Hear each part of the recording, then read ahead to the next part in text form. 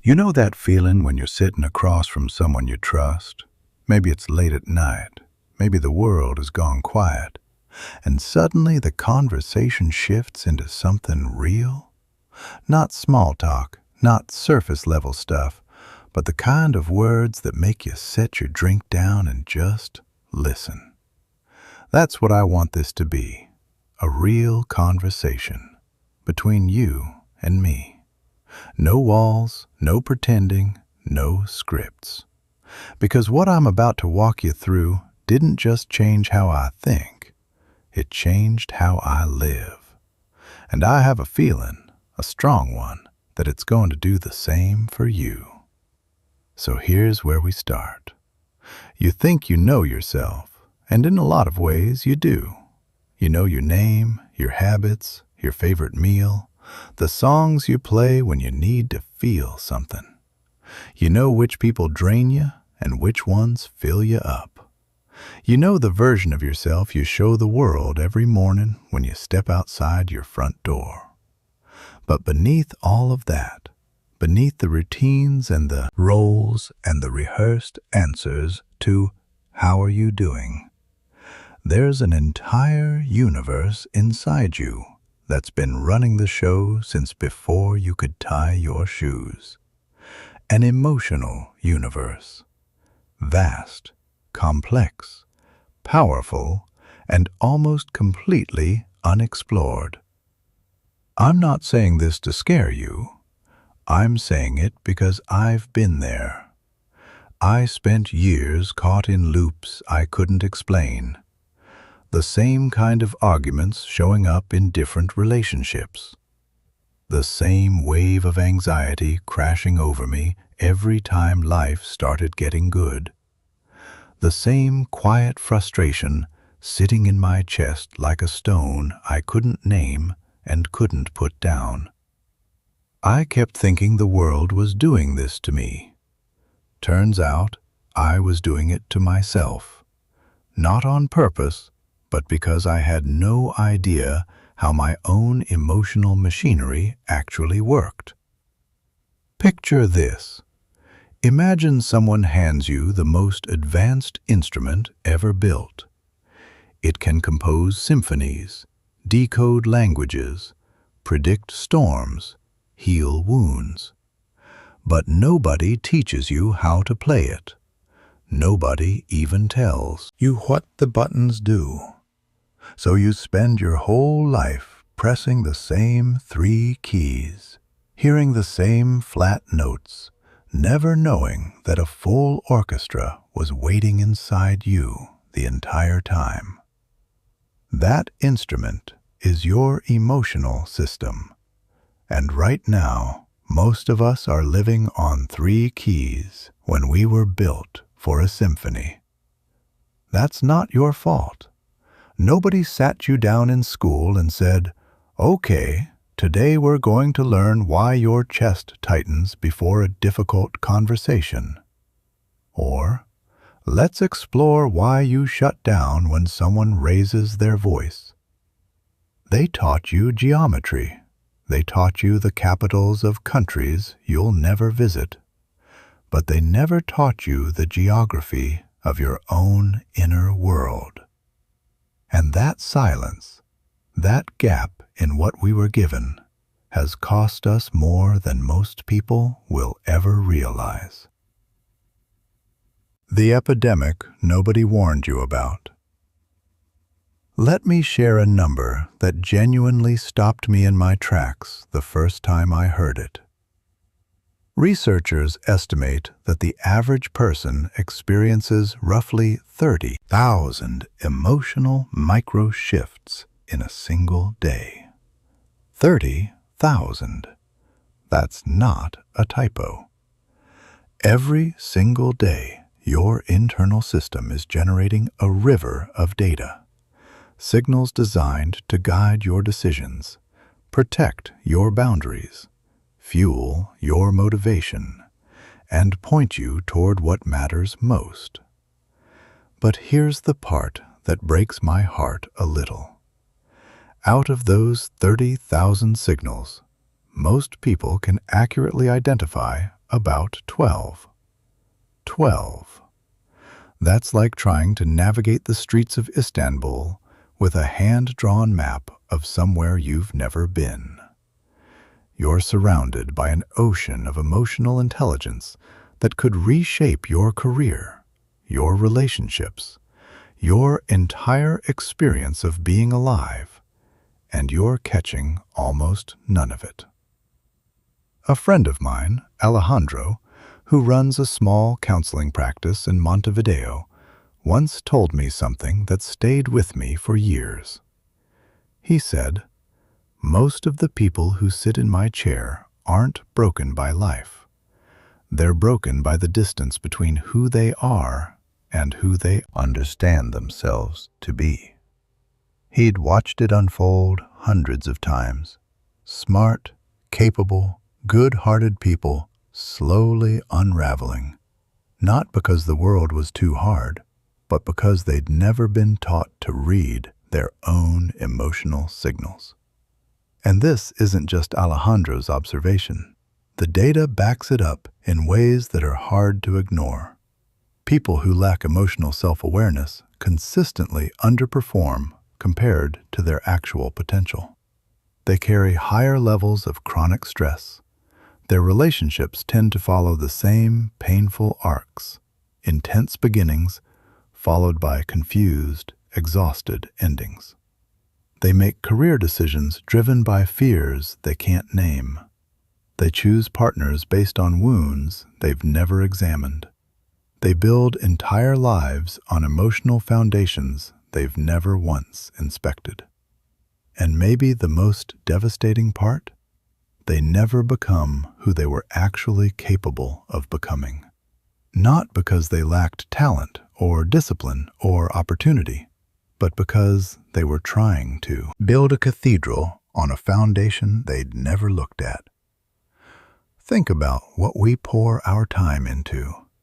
We spend weeks learning new software for work. We spend months mastering recipes, workout routines, investment strategies. We'll spend an entire Saturday afternoon figuring out how to optimize the settings on a new TV. But when was the last time you spent even 30 minutes trying to understand why your mood shifts the way it does? When was the last time you sat with a difficult emotion long enough to actually hear what it was trying to tell you? This isn't just a personal problem. It ripples outward into everything. Emotionally unaware parents raise emotionally confused children. Emotionally reactive leaders create anxious, disengaged teams. Emotionally illiterate communities make decisions rooted in fear instead of wisdom. The epidemic of emotional ignorance isn't just costing individuals. It's shaping the texture of our entire world. But here's what the people who actually break free from this understand. And it's something most people miss entirely. Emotional intelligence isn't some soft, fluffy concept you put on a motivational poster. It's the bedrock of human effectiveness.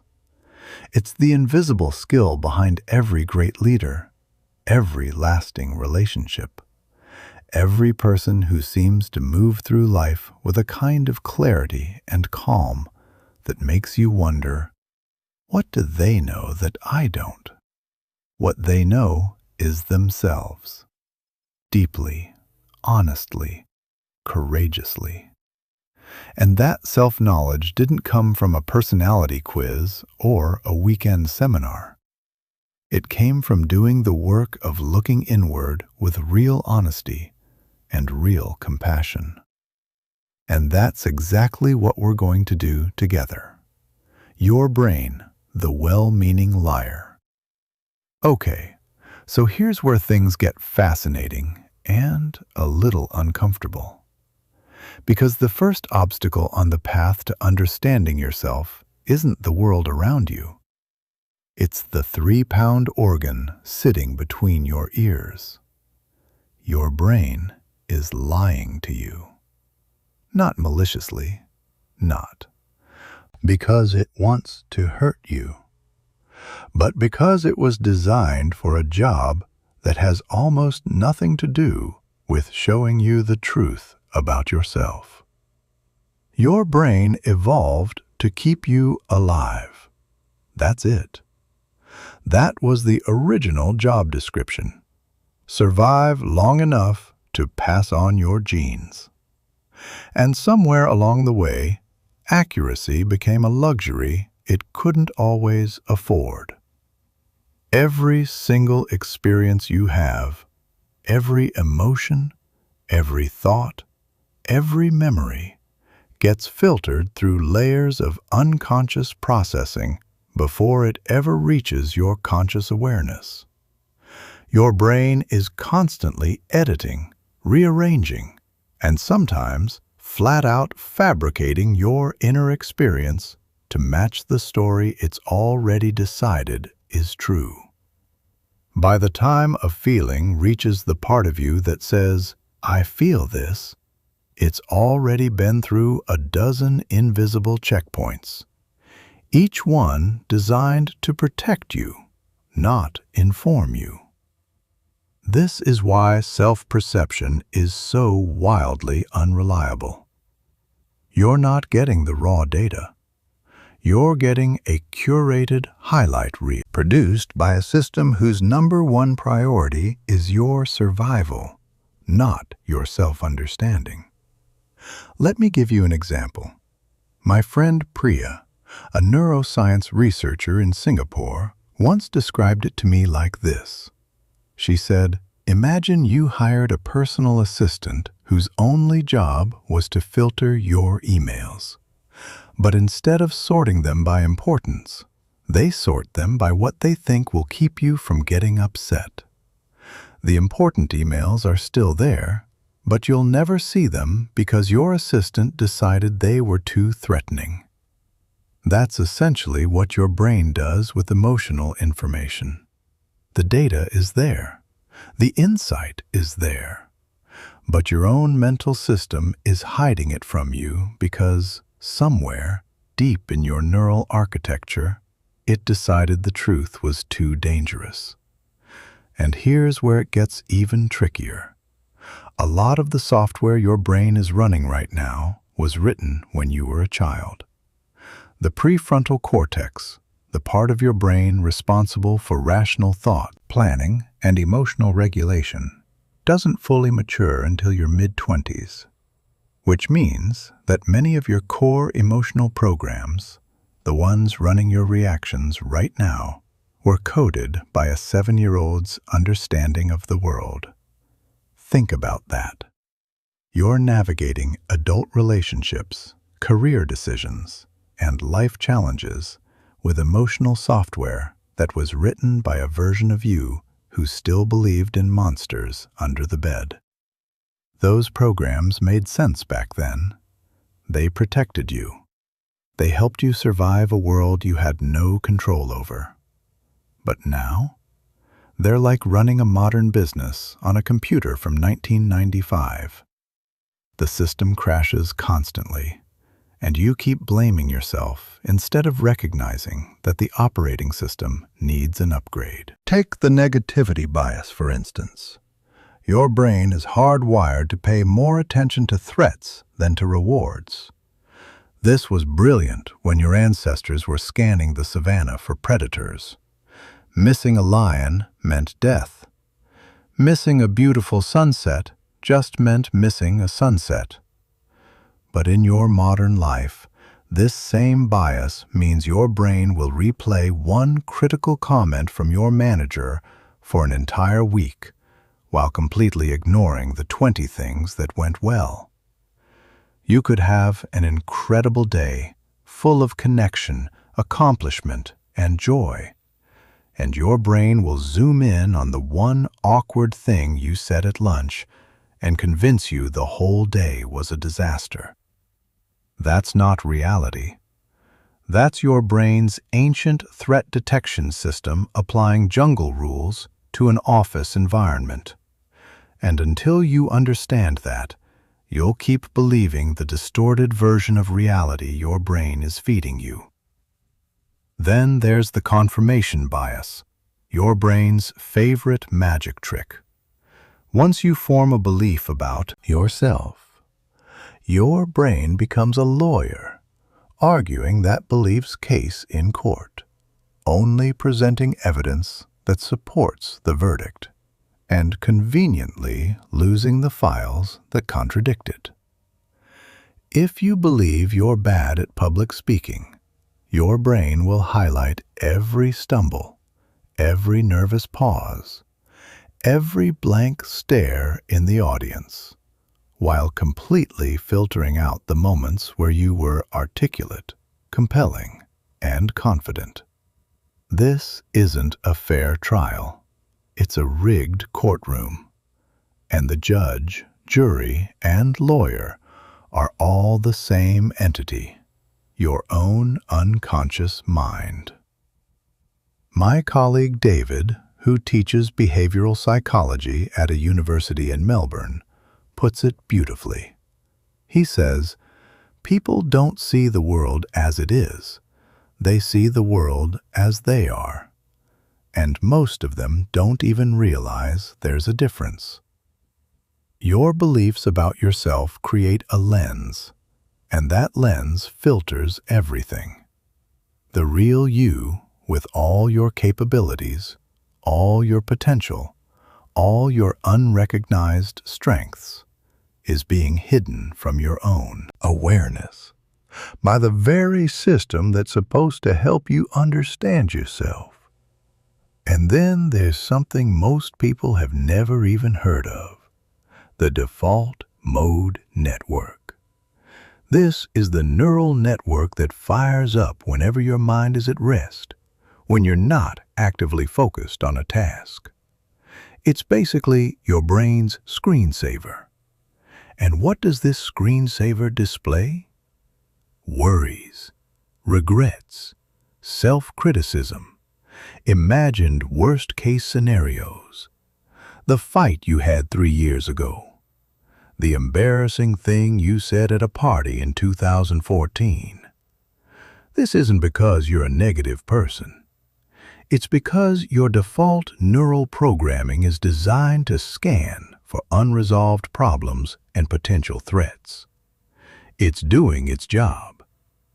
The problem is that most people don't know this, so they assume that the anxious, self-critical voice that shows up in quiet moments is telling them the truth about who they are. It's not. It's just your brain doing maintenance checks. But if you don't understand that, you'll spend your life believing you're fundamentally flawed, when really, you're just listening to a system that wasn't designed to make you feel good about yourself. Here's the beautiful part, though. Once you see this, once you truly understand that your spontaneous thoughts and feelings about yourself are not reliable narrators, everything shifts. You stop taking every thought at face value. You stop treating every emotion as gospel. You start developing what psychologists call metacognition, the ability to think about your thinking, to observe your own mental processes as if you're watching them from a comfortable distance. And that distance? That's where freedom lives. The 5 keys you were never given. So, if our brains are unreliable narrators and our emotions are largely uncharted territory, what do we actually do about it? How do we start building the kind of emotional intelligence that changes everything? It starts with understanding that real emotional intelligence isn't one thing. It's 5 things working together, like 5 instruments in an ensemble, each one essential, each one making the others more powerful. And most people have never been introduced to any of them. The first key is emotional clarity. This is your ability to know exactly what you're feeling in the moment you're feeling it, with precision and honesty. And I know that sounds basic, but stay with me, because it's anything but. Most people operate with an emotional vocabulary of about 12 words. Happy, sad, angry, tired, stressed, fine. That's like trying to paint the Sistine Chapel with a box of 6 crayons. Real emotional clarity means being able to distinguish between frustration and resentment, between nervousness and dread, between contentment and resignation, between loneliness and solitude. These aren't just different words. They're different emotional states that carry different information and require entirely different responses. When someone asks how you're doing and you say, fine, or stressed, you're not wrong, but you're painting with the broadest possible brush. Emotional clarity is about picking up the fine-tipped pen and getting specific. Are you stressed because you're overwhelmed? Or because you feel unsupported? Or because you're afraid of failing? Each of those is a completely different emotional experience with a completely different solution. But if all you can identify is stressed, you'll keep applying the wrong remedies to the wrong problems. Emotional clarity also means learning to hold more than one feeling at a time. Real life isn't simple enough for single emotions. You can feel proud of yourself and terrified of what comes next. You can love someone deeply and feel suffocated by the relationship. You can be grateful for your life and still feel a quiet ache of longing for something you can't name. People with low emotional intelligence tend to grab onto one feeling and miss everything else. People with high emotional intelligence can hold the full bouquet even when some of the flowers have thorns. The second key is emotional sourcing. This is where it gets deep. Emotional sourcing is your ability to trace an emotion back to its actual origin, which is almost never what you think it is. Most people assume their emotions are straightforward responses to whatever just happened. Your boss criticized your report, so you feel angry. Simple, right? But what if that anger is actually activating a much older wound, a childhood experience of never feeling good enough, a parent who withheld praise, a teacher who made you feel stupid in front of the class? The criticism was the match, but the fuel had been sitting there for decades.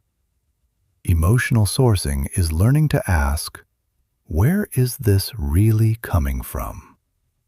It's recognizing when your response is out of proportion to the situation, which is almost always a sign that something deeper is being triggered. It's understanding that your body doesn't have a timestamp on emotions. A feeling from when you were 8 years old can surge up at 35 with the same intensity, and you'll think it's about your boss when it's really about your father.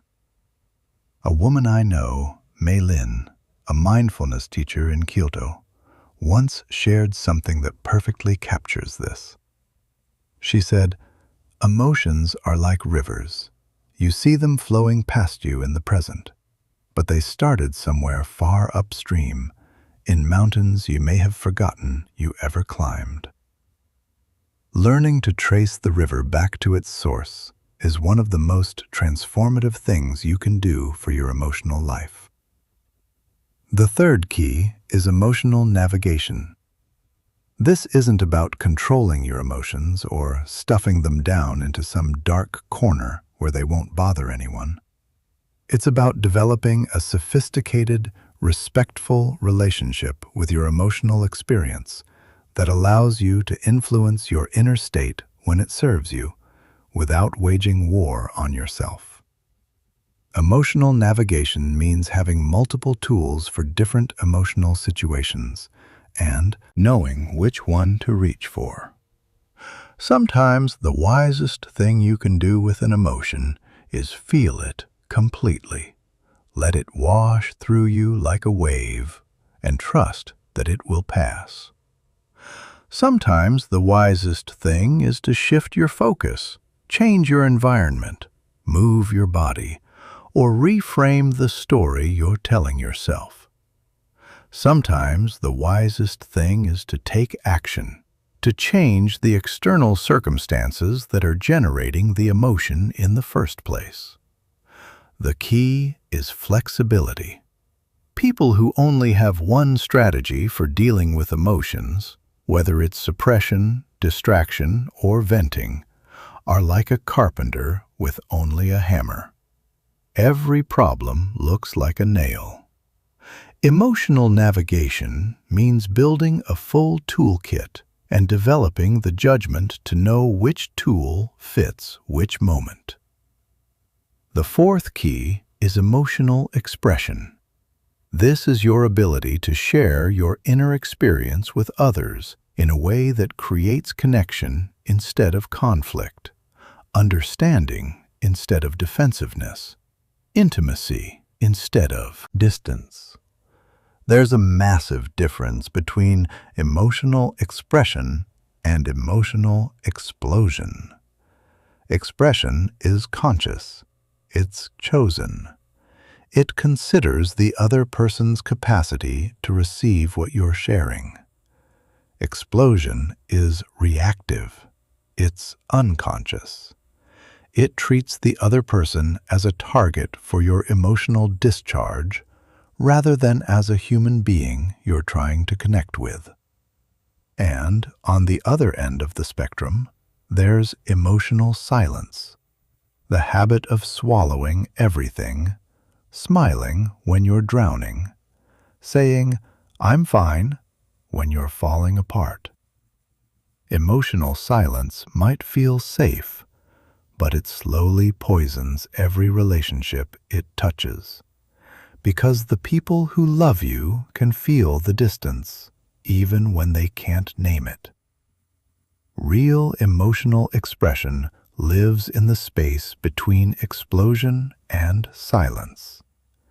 It sounds like, "I need to tell you something that's hard for me to say."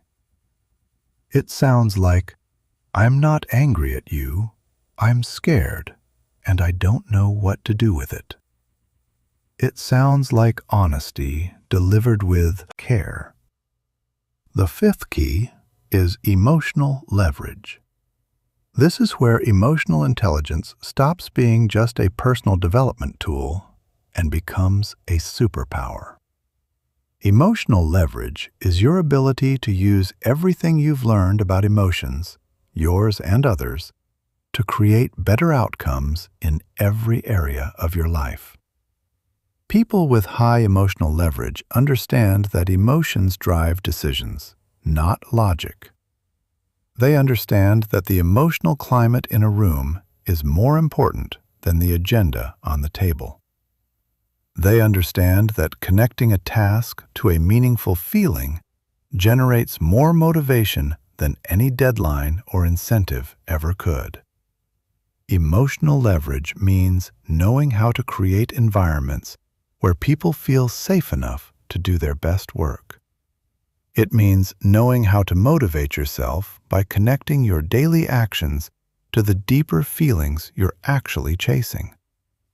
It means understanding that the person who can read and influence emotional dynamics in a room has more real power than the person with the fanciest title on their door. These 5 keys: clarity, sourcing, navigation, expression, and leverage aren't separate skills you develop in isolation. They're interconnected. Each one amplifies the others. Together, they form the foundation of a kind of self-understanding that most people will never access.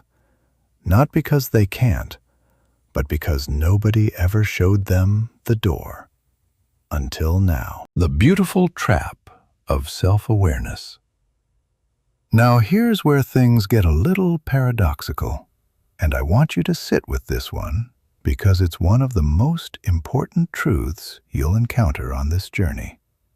The people who need self-awareness the most are the ones least likely to develop it. And the people who already have some, they're the ones hungry for more. It's like a cruel cosmic joke. The gap between the emotionally awake and the emotionally asleep doesn't just stay the same over time. It widens. Year after year, the aware keep growing, while the unaware keeps spinning in the same circles, never understanding why the scenery never changes.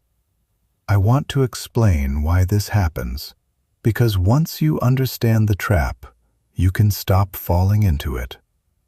Self-awareness requires something that sounds simple, but is actually one of the hardest things a human being can do. It requires you to step back from your own experience far enough to see it clearly. It requires emotional distance. Not coldness, not detachment, but enough space between you and your feelings that you can observe them instead of drowning in them.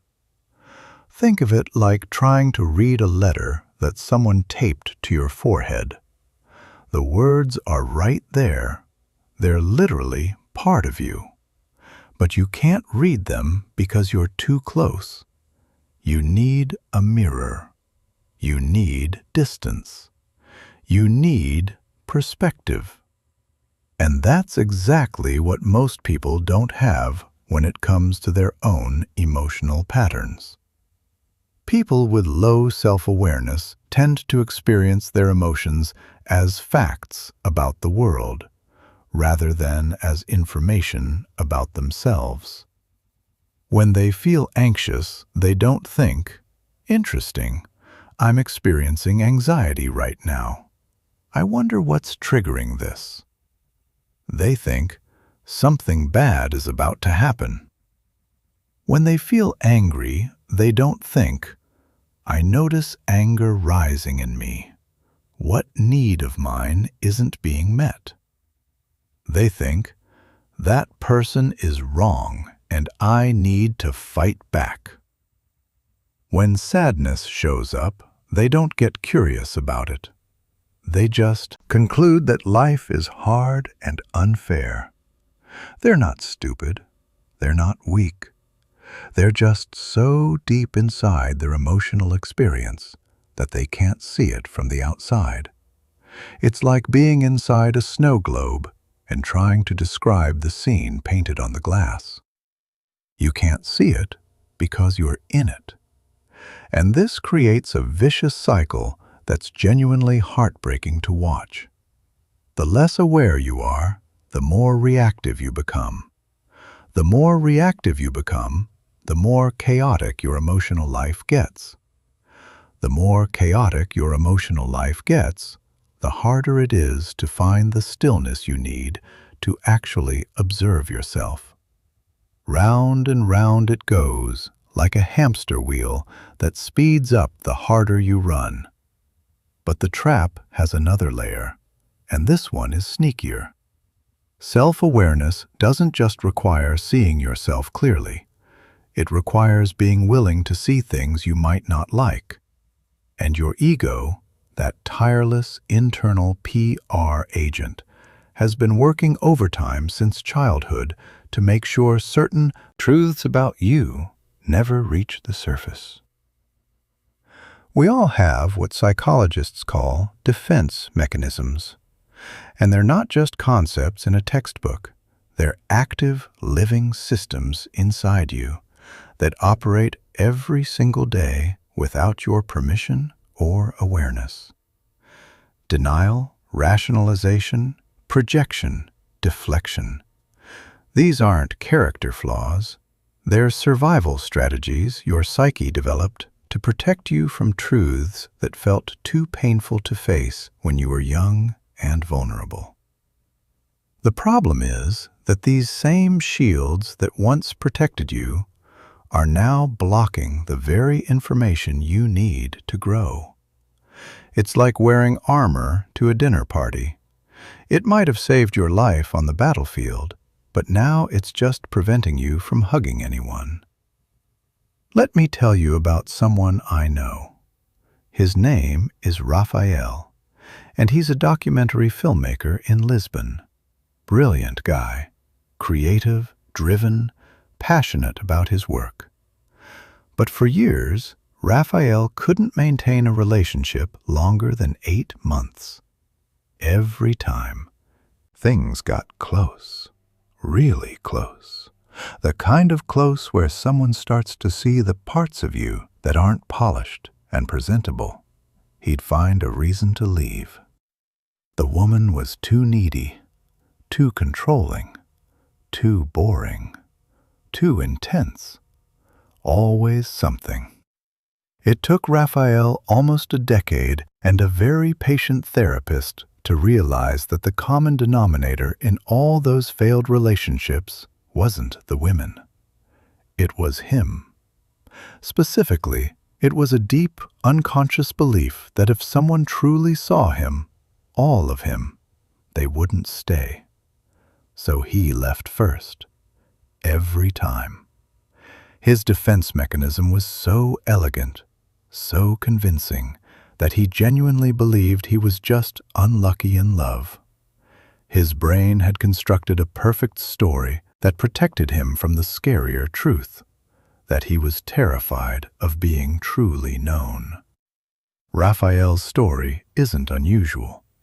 It's universal.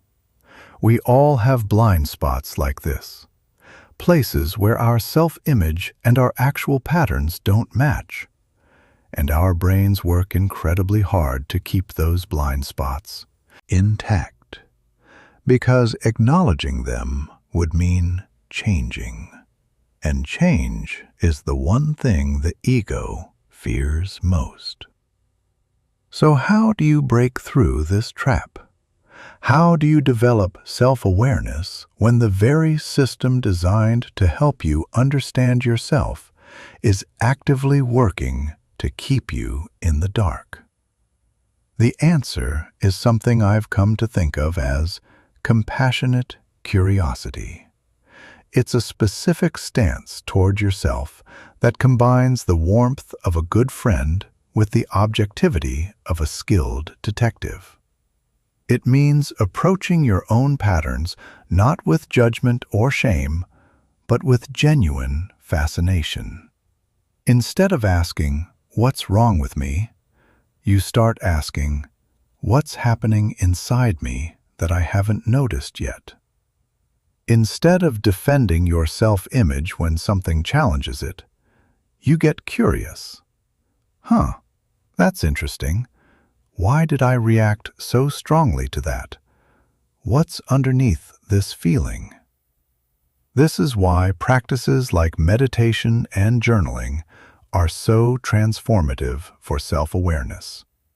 Not because they're trendy or spiritual, but because they train you to observe yourself without getting swept away. They build the muscle of metacognition, the ability to watch your own mind at work, to notice your thoughts without automatically believing them, to feel your emotions without being hijacked by them. Here's what I want you to understand, and I mean this from the deepest place I can speak from. The discomfort of honest self-examination is not a sign that something is going wrong. It's a sign that something is going right. Growth doesn't happen in the comfort zone. It happens at the edges, in the places where you're willing to look at the parts of yourself that don't match the story you've been telling. The great psychologist Carl Jung had a term for this work. He called it integrating the shadow, the process of acknowledging and embracing the parts of yourself that you've hidden, denied, or disowned. Not to punish yourself, not to wallow in shame, but to become whole. Because here's the truth that changes everything. The parts of yourself you've been running from contain some of your greatest strengths. The sensitivity you were told was weakness, it's actually empathy. The intensity you were told was too much, it's actually passion. The anger you were told to suppress, it's actually a compass pointing toward your boundaries. The people who do this work, who develop genuine self-awareness, don't just understand themselves better, they become free. Free from the exhausting performance of pretending, free from the prison of patterns they never chose, free to make decisions based on who they actually are rather than who they think they're supposed to be. And they develop something that no amount of external success can provide, a quiet, unshakable confidence that comes not from proving themselves to the world, but from knowing themselves honestly. That's the kind of confidence that doesn't crumble when things go wrong, because it's not built on achievements or approval. It's built on truth, drawing the map of your inner world. All right, so you've started to see the trap. You've started to develop that compassionate curiosity. Now what? How do you actually build a practical, working understanding of your emotional landscape? Most people navigate their inner world the way a tourist navigates a foreign city without GPS, without a guidebook, without even a basic sense of which direction is north. They wander. They get lost. They end up in the same dead ends over and over and blame the city instead of recognizing that the problem is their lack of a map. What I'm about to share with you is the map. I call it emotional cartography, and it's the single most practical tool I've ever encountered for understanding your own emotional patterns. Building your emotional map starts with identifying what I call your core emotional themes. These are the recurring patterns that show up across different areas of your life. The emotional responses that keep appearing whether you're at work, in a relationship, with your family, or alone with your thoughts. Most people have somewhere between 3 and 5 core emotional themes that account for the vast majority of their emotional experience. And here's what's wild. These themes were usually established before you were 10 years old, and they've been running on autopilot ever since. Let me give you an example. A woman named Sana, a marketing director in Dubai, came to realize through this mapping process that one of her core emotional themes was what she called the collapse.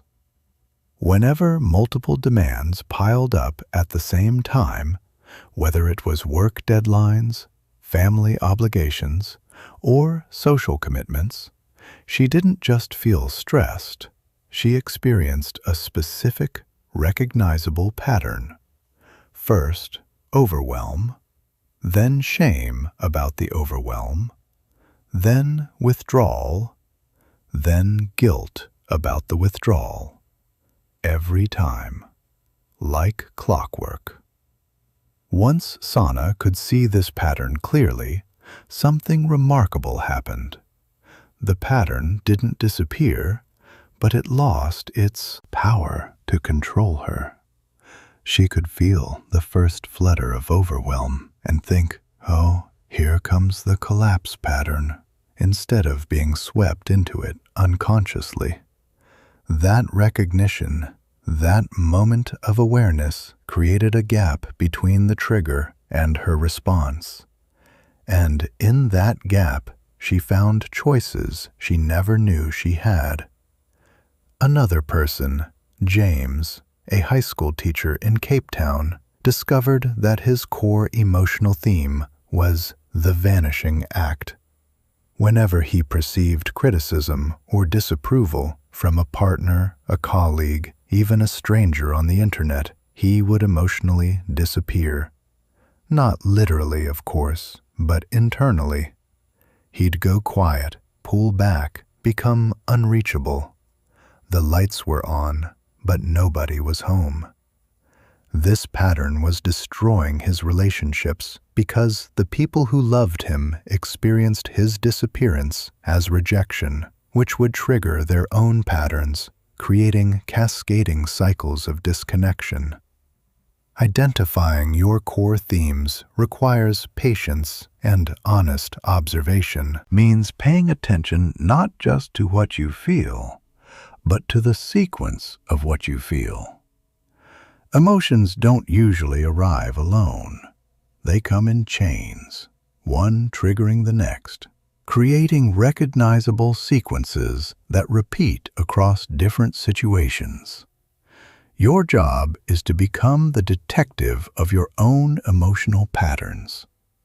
The most effective way I've found to do this is what I call the 2-week emotional audit.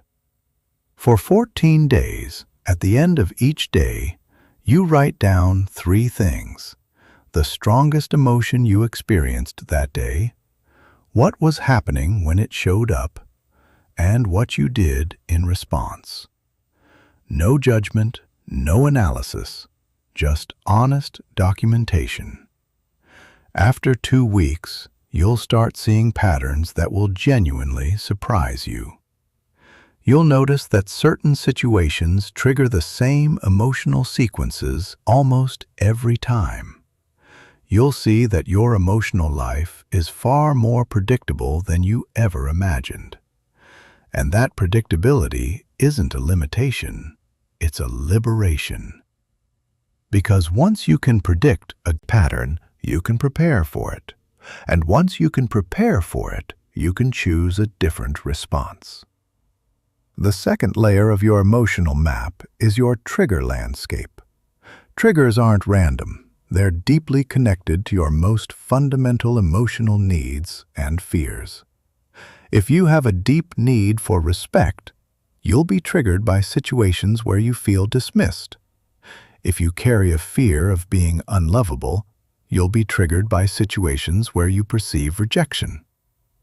If your sense of safety depends on control, you'll be triggered by situations where things feel chaotic or unpredictable. Mapping your triggers means understanding not just what sets you off, but why. What need is being threatened? What old wound is being touched? What story from your past is being activated in the present? This deeper understanding transforms your relationship with your triggers. They stop being enemies and start being messengers, each one carrying information about a part of yourself that's asking for attention. The third layer is your emotional resource inventory. These are the people, places, practices, and experiences that reliably help you return to emotional balance. Maybe it's a particular friend whose voice alone makes your nervous system settle. Maybe it's a specific walking trail where the world feels manageable again.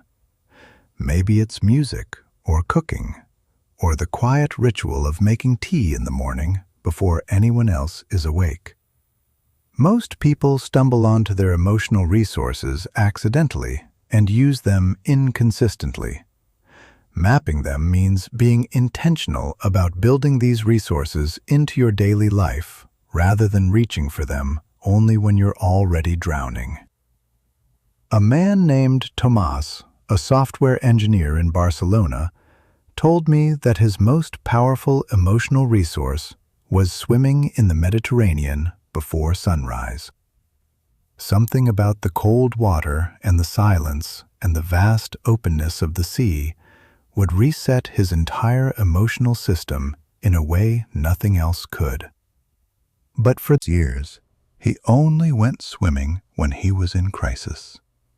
Once he mapped this resource and made it a regular practice, 3 mornings a week, his baseline emotional state shifted so dramatically that his wife asked him if he'd started therapy.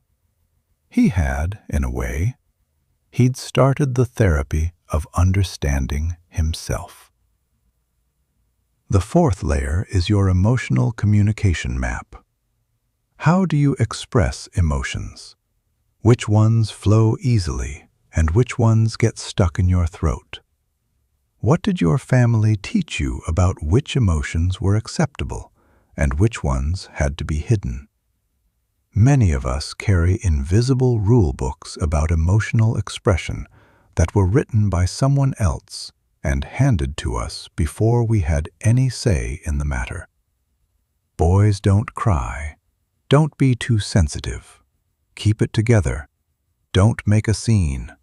Don't be needy.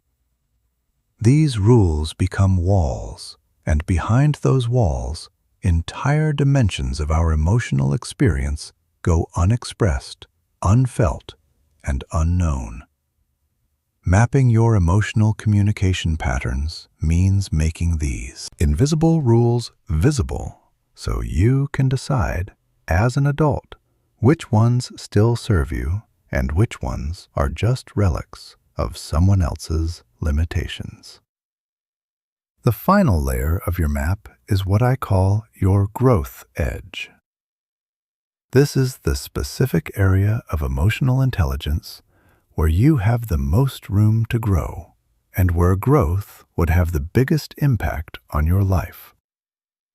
For some people, the growth edge is learning to stay present during conflict instead of shutting down. For others, it's developing the courage to be vulnerable with people they love. For others still, it's learning to set boundaries without guilt, or to feel joy without immediately bracing for the other shoe to drop. Your growth edge isn't a weakness, it's an invitation. It's the place where the next version of you is waiting to emerge. Befriending your triggers. Now let's go deeper into something we touched on with the emotional map, because this might be the most practically useful thing we cover in this entire conversation. Your triggers. Most people have a war-like relationship with their triggers. They see triggers as attacks, as things that happen to them, as evidence that the world is unfair or that they're fundamentally fragile. But what if I told you that your triggers are actually some of the most valuable teachers you'll ever have? Your triggers aren't random. They're not bad luck. They're not proof that you're damaged. They're precise, reliable indicators of where your deepest programming lives. Every time you get triggered, it's like your emotional system is sending up a flare saying, "Look here, this is where the unfinished business is. This is where the growth is waiting." But here's what most people miss. Triggers exist in layers, like geological strata. The surface layer is the obvious one. The tone of voice that sets you off. The specific behavior that makes your blood pressure spike. The comment that ruins your entire day. That's what you notice. That's what you react to. But beneath that surface trigger is a deeper layer. The emotional need or fear that's being activated. And beneath that is the deepest layer, the foundational belief about yourself, about others, or about how life works that was formed long before you had the capacity to examine it. Let me make this concrete. Imagine someone named Aisha, a project manager in Nairobi. Aisha gets intensely triggered whenever a colleague takes credit for her ideas in meetings. Surface trigger: someone claiming her work. Deeper layer: a core need to be recognized and valued for her contributions. Deepest layer: a belief she formed growing up as the middle child in a large family, that unless she fights for visibility, she'll be overlooked and forgotten. Until Aisha understands all three layers, she'll keep exploding in meetings, damaging relationships, and feeling ashamed afterward. She'll try to control her reactions through willpower, and it'll work sometimes. But the trigger will keep firing because she's only addressing the surface while the foundation remains untouched. The real mastery of triggers begins with learning to create a pause between the trigger event and your response. This pause doesn't have to be dramatic. You don't need to excuse yourself from the room or count to 100. Sometimes it's as small as one conscious breath. But that one breath is everything because it creates a space between stimulus and response. And in that space lives your freedom to choose. Your body is your early warning system here. Triggers always announce themselves physically before they explode emotionally. Your chest might tighten, your jaw might clench, your stomach might drop, your hands might get hot. These physical signals arrive seconds before the emotional flood, and if you learn to catch them, you have a window. A small, precious window where you can shift from reactive to responsive. During that pause, 3 questions can completely transform what happens next.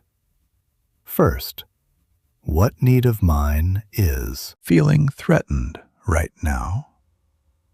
Second, what story is my mind constructing about this situation? Third, what response would actually serve what I care about most? These aren't just nice questions. They're neurological interventions. They activate your prefrontal cortex, the thinking, planning, choosing part of your brain, and help it regain influence over the emotional centers that were about to take over. You're essentially giving yourself back the steering wheel in the moment when your autopilot was about to drive you off a cliff. But here's the deeper truth about triggers that I really want you to hold on to. The goal isn't to become trigger-free. That's not possible. And honestly, it wouldn't even be desirable. Your triggers are information. They're data. They're your emotional system telling you exactly where you have room to grow, where old wounds are still healing, where outdated beliefs are still running the show. The goal is to become trigger-aware. To reach a point where you can feel a trigger activating and think, there it is. I know this one. I know where it comes from. I know what it needs. And I get to choose what happens next. The most emotionally intelligent people I've ever met still get triggered. Every single one of them. The difference is that they've developed what I think of as trigger wisdom. They use their triggers as doorways into deeper self-understanding, rather than as evidence that something is broken.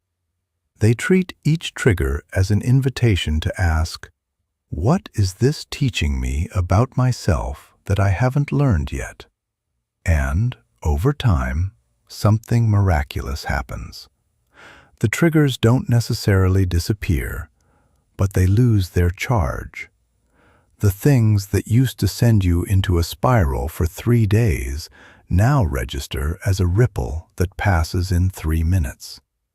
Not because you've suppressed anything, but because you've understood it. You've met it with awareness instead of reactivity. You've brought light to the places that used to operate in darkness. That's not just emotional intelligence, that's emotional freedom. And it's available to every single person who's willing to do the work of understanding themselves. The art of working with your emotions, not against them. Okay, so here's where I need to clear up one of the biggest misconceptions about emotional intelligence. One that's been doing real damage for a long time. And I need you to hear this clearly, because it might contradict everything you've been taught. Emotional regulation is not about controlling your emotions. I'll say it again. It's not about control. It's not about being the person who never loses their cool, who always has the perfect measured response, who floats through life like some kind of emotional robot with a permanent half-smile. That's not emotional intelligence. That's emotional performance. And the difference between the two is the difference between a lake that's calm because it's deep and a lake that looks calm because someone put a sheet of glass over it while a storm rages underneath. Real emotional regulation is about developing a relationship with your emotions. A genuine, respectful, working relationship where you and your feelings are partners rather than enemies.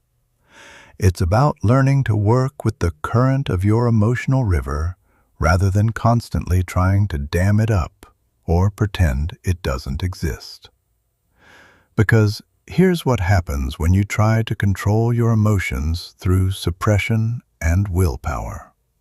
It works for a while, maybe even a long while. But underneath the surface, the pressure builds and builds and builds, until one day the dam breaks over something absurdly small. A misplaced coffee cup, a slightly rude email, a partner asking an innocent question at the wrong moment.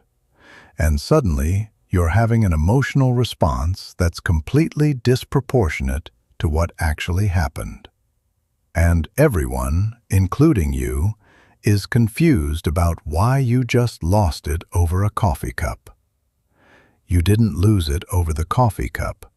You lost it over the 6 months of unexpressed frustration, unprocessed grief, unacknowledged fear, and swallowed anger that had been accumulating behind that dam you were so proud of maintaining.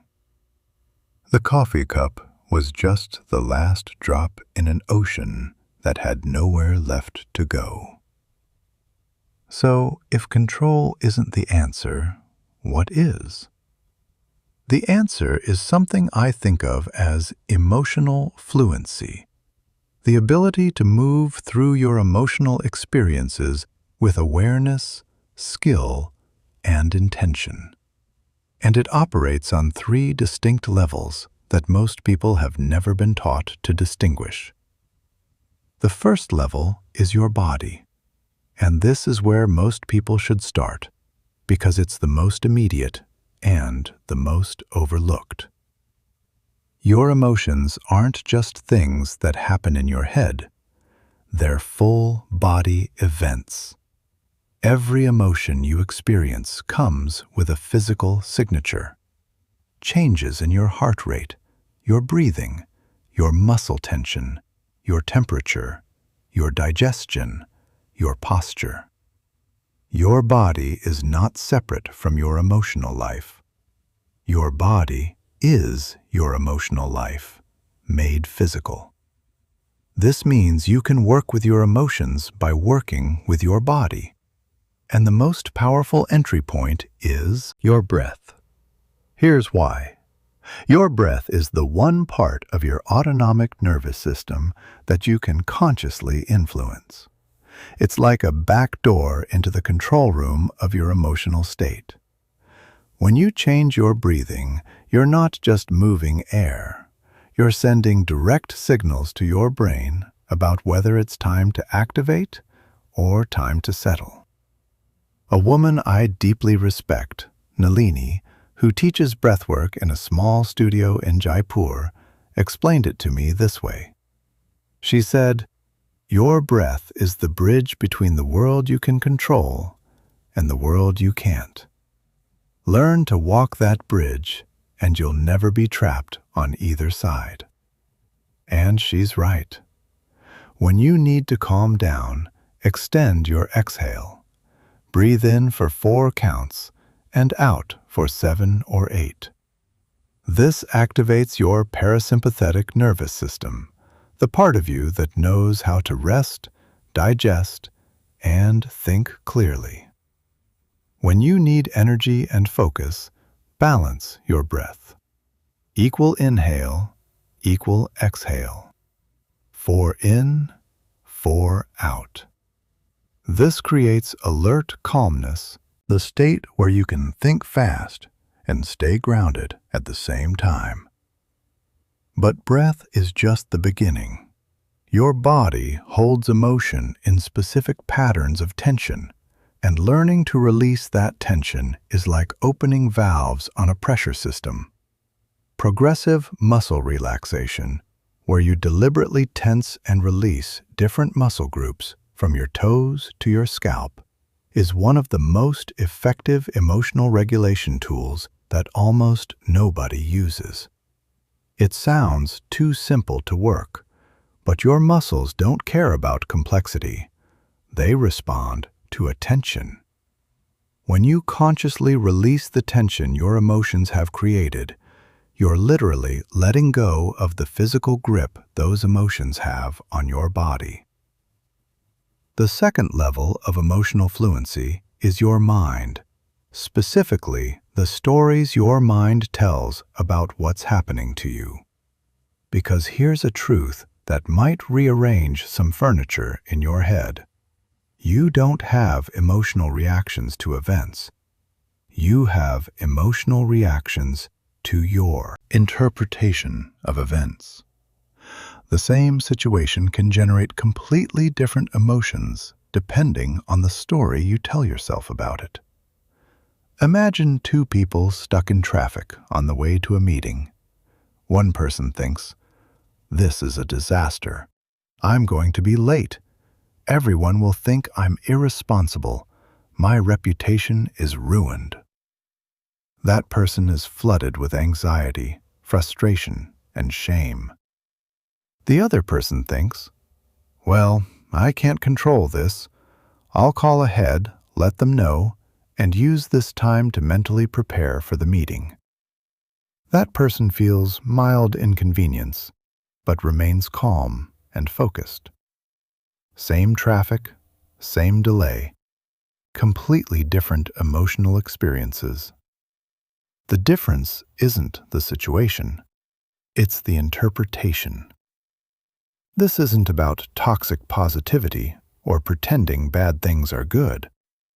It's about developing what I call perspective flexibility.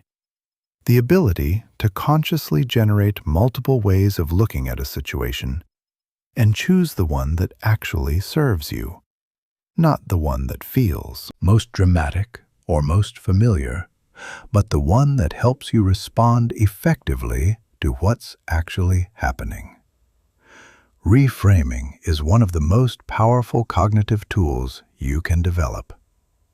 My friend Kofi, who coaches executives in Accra, uses a question with his clients that I've stolen shamelessly because it's so effective.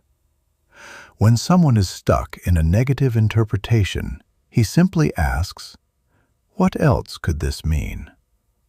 Not, "What's the positive spin?" Not, "How can you make this okay?" Just, "What else could this mean?" That question cracks open the tunnel vision that intense emotions create and reminds your brain that the story it grabbed first isn't the only story available. A setback could mean failure, or it could mean redirection. A rejection could mean you're not good enough, or it could mean you're not the right fit for that particular situation, which is entirely different. A conflict could mean the relationship is falling apart, or it could mean the relationship is trying to grow and hasn't figured out how yet. You're not lying to yourself with these alternative interpretations. You're expanding your field of vision so you can see the full picture instead of just the darkest corner. The third level of emotional fluency is your behavior, and this one surprises most people because we tend to think of behavior as the result of our emotions. You feel something, then you act. But the relationship actually goes both ways. Your actions don't just express your emotions, they generate them. Stand up straight, pull your shoulders back, take up space, and notice what happens to your emotional state. Move your body, go for a walk, dance in your kitchen, do 10 push-ups, and notice how the emotional landscape shifts. Smile at a stranger and pay attention to the warmth that appears in your chest. This isn't fake. This is the body-mind connection working in the direction most people forget about. Physical movement is especially powerful because emotions create energy, literal, physical energy, that wants to be expressed through action. When you suppress that expression, the energy doesn't disappear. It gets stored in your body as tension, restlessness, and chronic activation. This is why you might feel exhausted after a day of sitting at a desk doing nothing physically demanding. You weren't burning calories. You were burning emotional energy with no physical outlet. Learning to discharge emotional energy through movement is one of the simplest and most effective regulation strategies available. Frustrated? Go for a hard run. Anxious? Do yoga or stretch. Sad? Put on music and move, even slowly, even gently. Overwhelmed? Walk outside and feel your feet on the ground. Your body knows how to process emotions if you let it move. The ultimate goal of emotional fluency isn't to become some kind of emotional superhero who never struggles. It's to develop what I call state flexibility, the ability to access different emotional states based on what the moment actually requires. About to have a tough conversation? You can consciously access calm confidence. Working on a creative project? You can consciously access playful curiosity. Comforting a friend who's hurting? You can consciously access warm, grounded empathy. This isn't acting, it's accessing. These states already exist inside you. Emotional fluency just gives you the ability to reach for them intentionally rather than being stuck with whatever emotional state happened to show up that morning. People who develop this kind of fluency don't feel less, they feel more. They experience the full spectrum of human emotion, the joy and the grief, the excitement and the fear, the tenderness and the rage. But they don't get hijacked by any of it. They can be angry without being destructive, sad without being paralyzed, afraid without being frozen, excited without being reckless. They ride the wave instead of being pulled under by it, and that, honestly, is one of the most beautiful things a human being can learn to do. Becoming fluent in other people's emotions. So far, we've been focused inward, on understanding and working with your own emotional world. But emotional intelligence has another dimension that's equally important, and for many people, even more transformative. It's the ability to read and understand the emotional experience of the people around you. Because here's the thing, every single person you interact with is broadcasting their emotional state through dozens of channels they're not even aware of. Their posture, their breathing, the tension in their jaw, the speed of their words, the pitch of their voice, the way they hold their coffee cup, the direction of their gaze. It's all information. Rich, detailed, continuous information about what they're actually feeling beneath whatever words they happen to be saying. And most people are completely blind to it. We're surrounded by emotional data all day, every day, and we're missing almost all of it because nobody taught us how to read it. We take people's words at face value. We assume, "I'm fine" means fine. We miss the micro-expression of pain that flashes across someone's face for a quarter of a second before they rearrange their features into something more socially acceptable.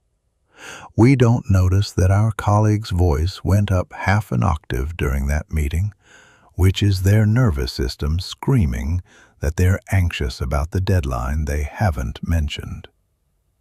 Learning to read emotional signals is like learning a new language, except this language is being spoken all around you all the time, and fluency in it will transform every relationship and interaction in your life. The first layer of emotional reading is physiological observation. Every emotion writes itself on the body in specific, recognizable patterns. Anxiety tends to show up as shallow breathing, elevated shoulders, restless hands, and darting eye movement. Sadness tends to show as slower breathing, collapsed posture, decreased movement, and a heaviness that you can almost feel radiating from someone. Anger shows as deeper breathing, a forward lean, muscle tension especially in the jaw and hands, and an intensity in the eyes that's hard to miss once you know what you're looking for. The crucial insight here is that these body signals arrive before the conscious expression of the emotion. Someone might not realize they're angry yet, but their body already knows. Someone might be telling you they're perfectly calm, while their clenched fists and rigid shoulders are telling a completely different story.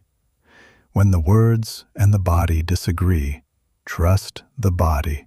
It doesn't know how to lie. My friend Esperanza, who works as a family mediator in Mexico City, taught me something about body language that I think about constantly. She said, "In my work, I never listen to the first sentence someone says when they sit down. I watch the first 30 seconds of their body. By the time they start talking, I already know what they're feeling.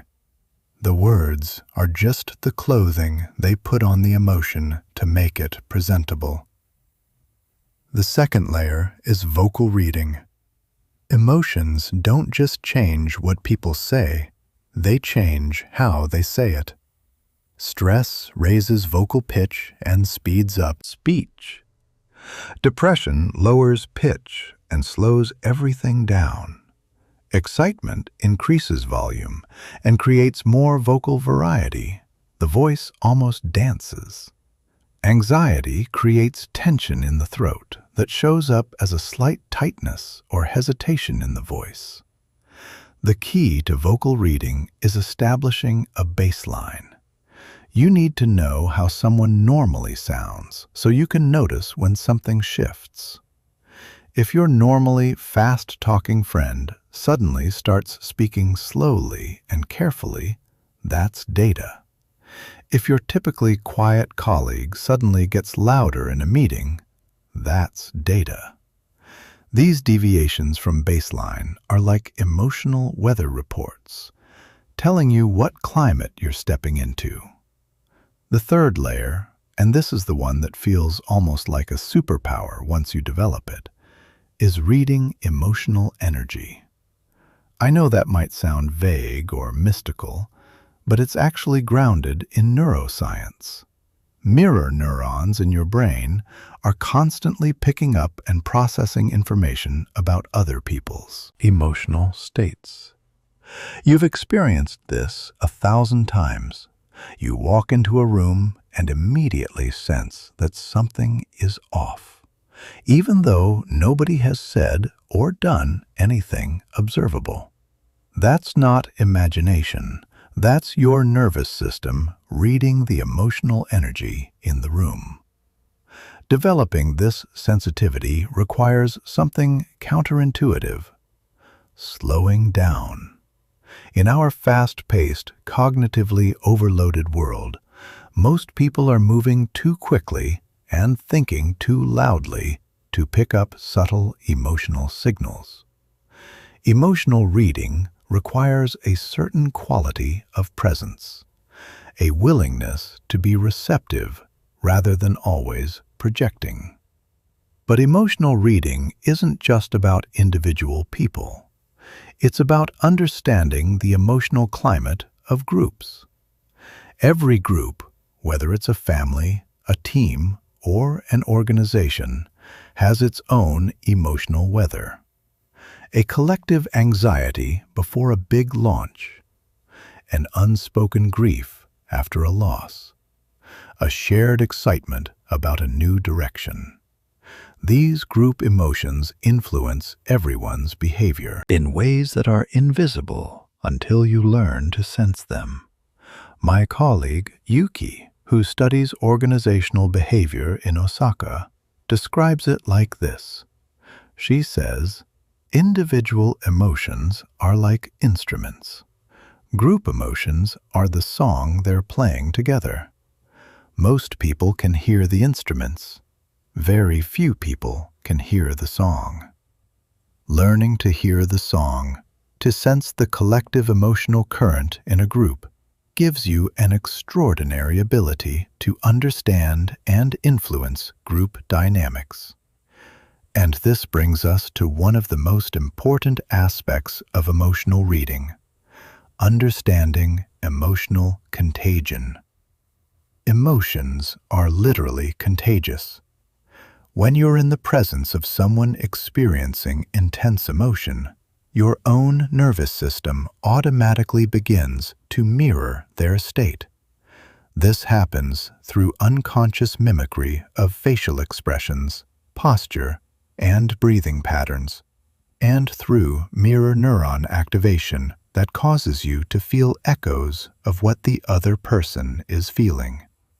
This is why one anxious person can make an entire room tense, why one genuinely enthusiastic person can energize a whole team, why spending time with someone who's deeply depressed can leave you feeling heavy and drained, even if nothing bad happened to you personally. Understanding emotional contagion gives you two critical abilities. First, the ability to protect yourself. When you understand that your sudden mood shift might not be yours, that you might have caught someone else's emotional state like a cold, you can consciously choose to return to your own emotional center rather than being pulled into someone else's storm. Second, the ability to influence. By consciously maintaining your own emotional state, you can become the person who stabilizes the room rather than destabilizing it. Your calm becomes contagious. Your confidence becomes contagious. Your warmth becomes contagious. This isn't manipulation. It's leadership. The quiet, emotional kind that most people don't even recognize is happening. The real secret of influence.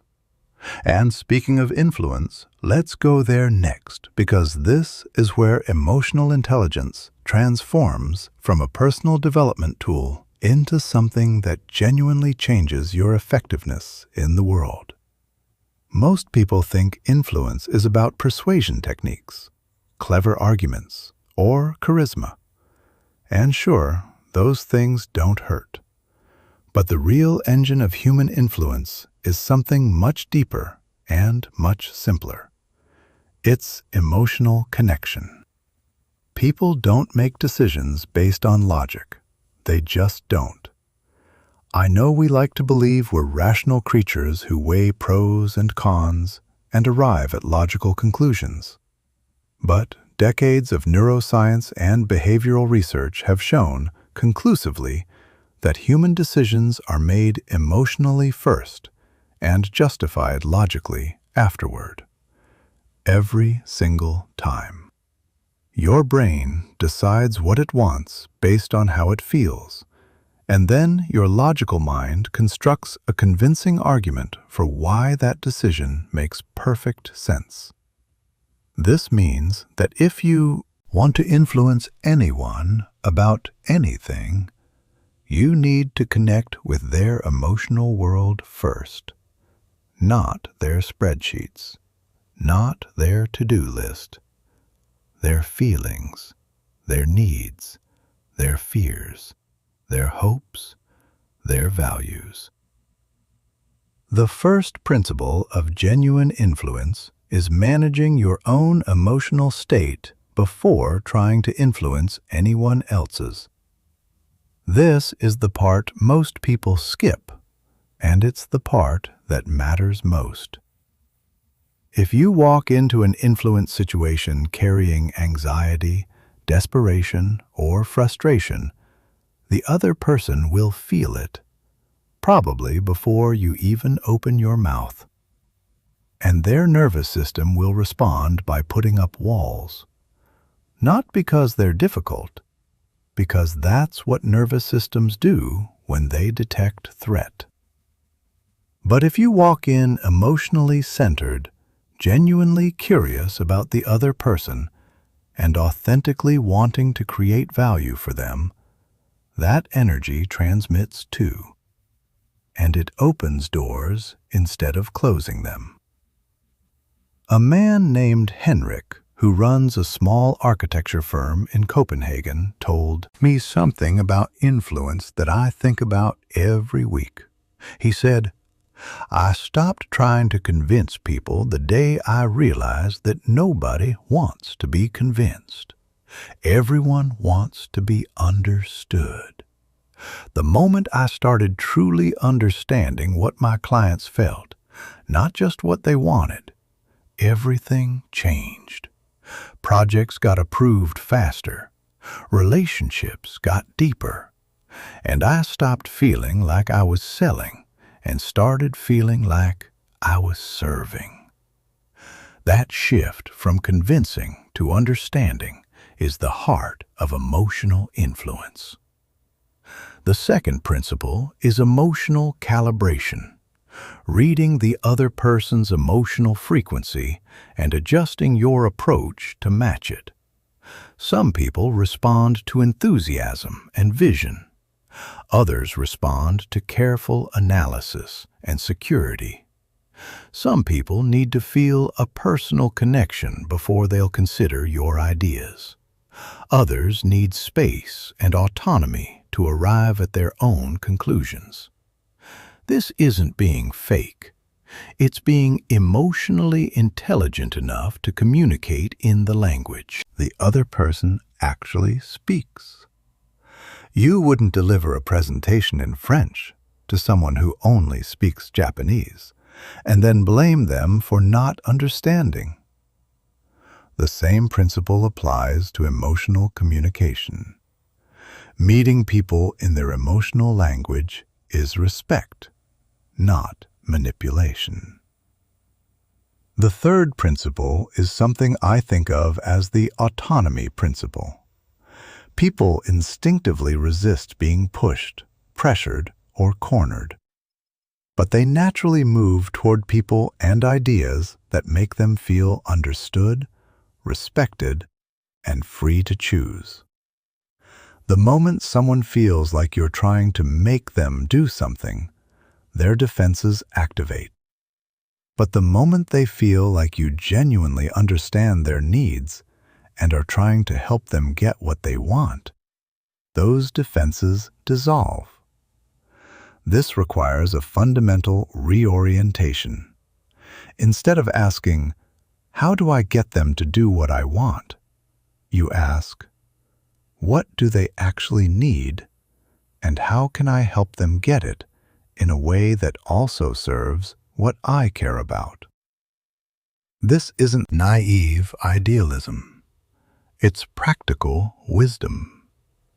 The most effective influencers in the world, the ones who build lasting trust and long-term relationships, are the ones who figured out that influence isn't something you do to people. It's something you create with people. The fourth principle is connection before content. Before any idea can land, before any proposal can be considered, before any request can be received, the other person needs to feel emotionally safe with you. They need to feel that you see them, that you hear them, that you're not going to use what you learn about them against them. This kind of safety is built through listening, real listening. Not the kind where you're quietly rehearsing your next point while the other person talks. The kind where you're genuinely curious, where your attention is a gift you're giving rather than a strategy you're deploying. When people feel truly heard, something magical happens to their nervous system. It settles. The walls come down, and suddenly the conversation shifts from adversarial to collaborative. Not because you used a technique, because you offered something rare, genuine human attention. The highest level of influence isn't about getting people to do what you want. It's about becoming the kind of person others naturally want to align with.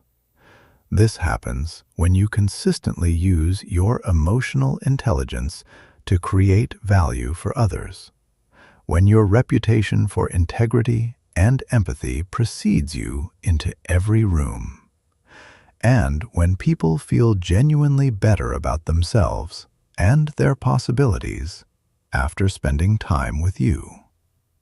This is influence through who you are, not what you do.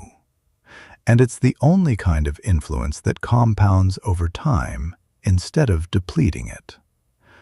The kind of strength nobody talks about. Let's talk about resilience, but not the version you've probably been sold. Not the grit your teeth, push through the pain, never let them see you sweat version that sounds inspiring on a poster but leaves real human beings feeling broken and ashamed when they can't live up to it. I want to talk about a different kind of resilience. The kind that's built on softness, not hardness. The kind that comes from feeling more, not less. The kind that doesn't require you to become a wall, but invites you to become water. Something that can absorb a hit, flow around obstacles, and always find its way back to center. Because here's what nobody tells you about the tough, emotionless version of resilience. It's fragile. Walls crack. Armor rusts. The person who never lets anything in eventually discovers that they've also locked everything out, including the joy, the connection, and the tenderness that make life worth the trouble. True emotional resilience isn't about becoming unbreakable. It's about becoming unlosable. No matter what happens, no matter how hard the hit, you don't lose yourself. You might bend, you might stumble, you might need to sit on the floor for a while and catch your breath, but you always come back. Not because you're tough, but because you've built something inside yourself that knows how to find its way home. And the foundation of that kind of resilience is something that might surprise you. It's emotional flexibility. The ability to feel the full range of human emotion without getting permanently stuck in any of it. Resilient people aren't the ones who don't feel pain. They're the ones who feel it fully, let it move through them, learn what it came to teach, and then gently, sometimes messily, return to equilibrium. They can be devastated by a loss without being destroyed by it. They can be frightened by uncertainty without being frozen by it. They can be knocked down by failure without deciding that the ground is where they belong. This flexibility comes from a deep understanding that emotions are weather, not climate. A thunderstorm can be terrifying while it's happening, but if you know, really know in your bones that storms pass, that blue sky exists on the other side of every dark cloud, you can stand in the rain without believing you'll never be dry again. A woman named Clara, who survived the loss of her business during an economic collapse in Sao Paulo, once shared something with me that I carry like a stone in my pocket. She said, "I didn't survive because I was strong. I survived because I finally stopped pretending I didn't need to fall apart. I fell apart completely, and when I did, I discovered that falling apart wasn't the end. It was just a door to a room I'd never been in before.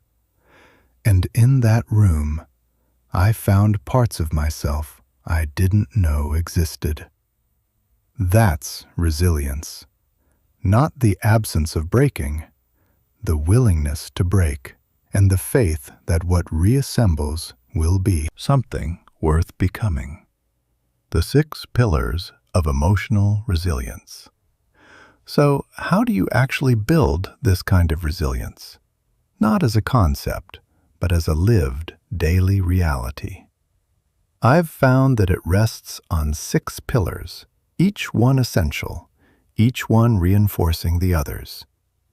The first pillar is building an emotional identity that doesn't depend on your circumstances. Most people's emotional well-being is essentially outsourced.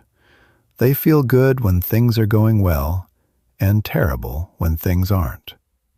Their internal state is a mirror of their external situation, which means they're always one bad phone call, one unexpected setback, one difficult conversation away from emotional freefall. Resilient people have something different. They have an internal anchor, a sense of who they are and what they're worth that doesn't rise and fall with the tides of circumstance. This doesn't mean they're indifferent to what happens around them. It means their core emotional foundation isn't built on things they can't control. Building this internal anchor requires doing the deep, often uncomfortable work of understanding your values, healing the wounds that make you dependent on external validation, and developing a relationship with yourself that's honest enough to weather any storm. It means learning to generate your own sense of worth from the inside, rather than constantly seeking it from the outside. The second pillar is emotional processing, the ability to move through difficult emotions completely rather than getting stuck in them or pushing them away. Most people do one of two things with painful emotions. They suppress them, stuffing them into some internal closet and hoping the door holds. Or they get swallowed by them, tumbling into an emotional whirlpool that feels like it has no bottom. Neither approach actually processes the emotion. Suppression just delays the reckoning, and drowning in emotion without any observer perspective just creates more suffering without generating understanding. Real emotional processing lives in the space between those two extremes. It's the ability to feel something painful while simultaneously maintaining enough awareness to understand what it's telling you. It's being in the river and on the bank at the same time. And here's a distinction that changed everything for me when I first understood it.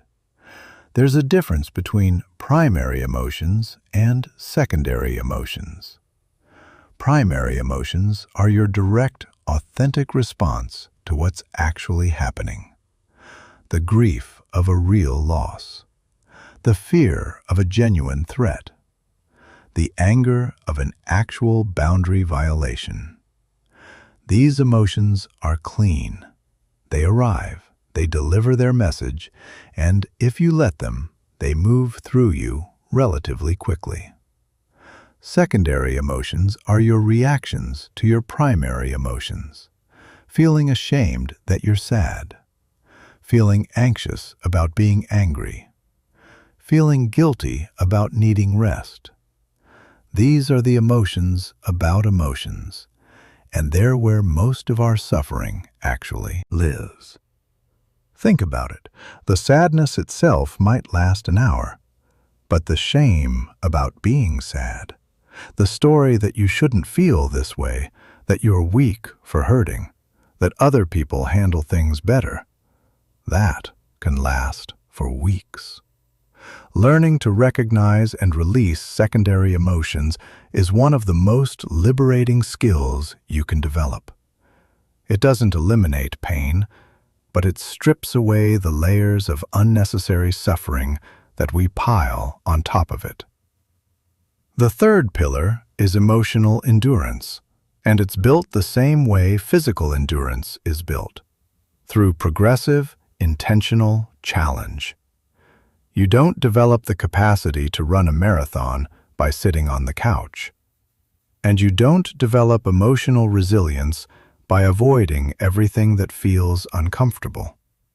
This doesn't mean seeking out pain or manufacturing crises. It means gradually, intentionally expanding your comfort zone. Having the difficult conversation you've been putting off. Taking the risk that scares you but excites you in equal measure. Sitting with uncertainty instead of rushing to resolve it. Each time you navigate an emotional challenge successfully, you deposit evidence in your internal bank account that says, "I can handle hard things." And over time, that account grows into an unshakable reserve of confidence. A man I know named Victor, a mountaineering guide in the Swiss Alps, has a saying I love.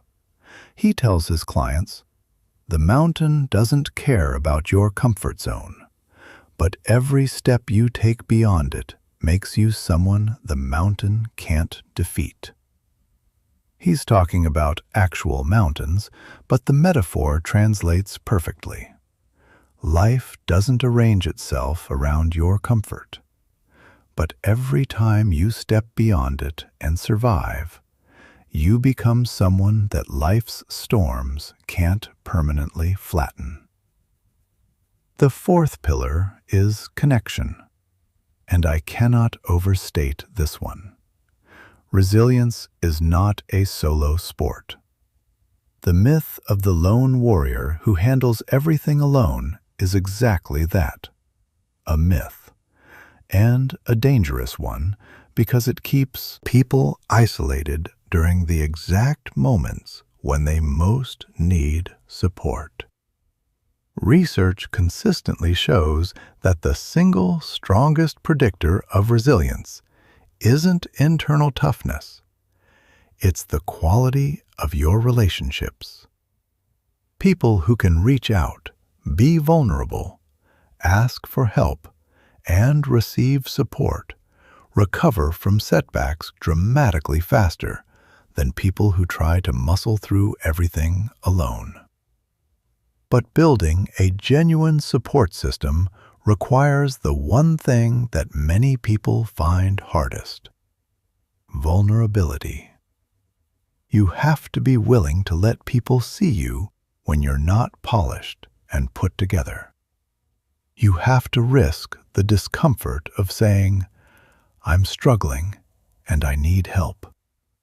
And you have to trust that the people who truly care about you won't think less of you for being human. The fifth pillar is physical practice.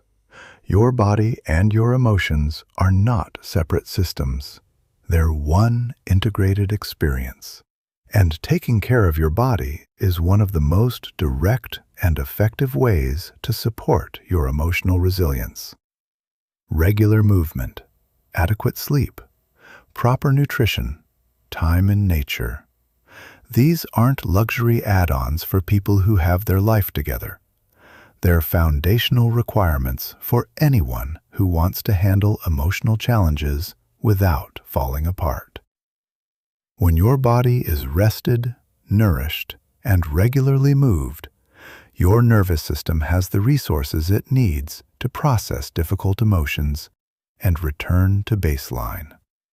When your body is depleted, exhausted, and sedentary, every emotional challenge feels 10 times harder because you're trying to run demanding software on a battery that's at 3%. The sixth pillar is meaning-making, the ability to find purpose and growth in difficult experiences. This isn't toxic positivity. It's not about pretending that painful things are secretly wonderful. It's about developing the skill to extract wisdom from suffering, to let hard experiences make you deeper rather than just harder. Resilient people have a particular relationship with adversity. They don't enjoy it. They don't seek it out. But when it arrives, they ask a specific question that changes everything. What is this experience trying to teach me? Not, why is this happening to me, which leads to victimhood, but what can I become because of this, which leads to growth? The ultimate goal of emotional resilience isn't to stop feeling pain. It's to develop such deep confidence in your ability to handle whatever comes that you stop shrinking your life out of fear. When you know, truly know, that you can weather any emotional storm, you become free to love bigger, risk more, dream louder, and live with the kind of wholehearted courage that most people only admire from a distance. The emotional truth about relationships. Now let's bring all of this into the arena where emotional intelligence matters most, and where its absence causes the most damage: your relationships.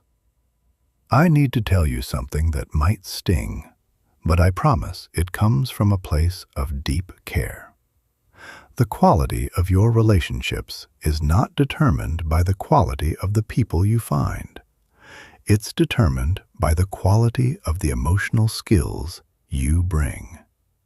I've watched brilliant, beautiful, kind-hearted people create absolute chaos in their relationships because they lacked the emotional intelligence to navigate human connection.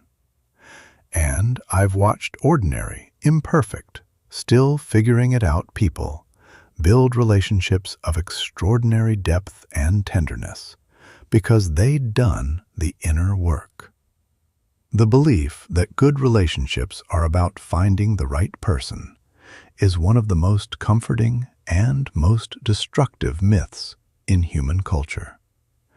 It puts all the power outside of you in the hands of fate, luck, or algorithms. And it lets you off the hook for the one thing that actually determines whether your relationships thrive or slowly suffocate: your own emotional development. Every interaction you have, every single one, is an emotional exchange. You're constantly transmitting and receiving emotional energy, and most people have no idea what they're transmitting.